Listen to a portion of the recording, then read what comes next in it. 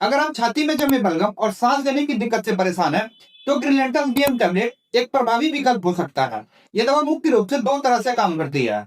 इस दवा में मौजूद टर्बुटालिन जो श्वसन नली के मांसपेशियों को आराम देता है, जिसकी वजह से फेफड़ों तक हवा का प्रवाह बेहतर होता है।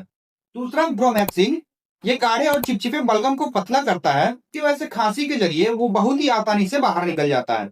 आप इस दवा को खाना खाने के बाद सुबह शाम एक टैबलेट ले सकते हैं। अक्सर ब्रोंकाइटिस, अस्थमा और सीओपीडी जैसे स्थितियों में इस दवा को प्रिस्क्राइब किया जाता है।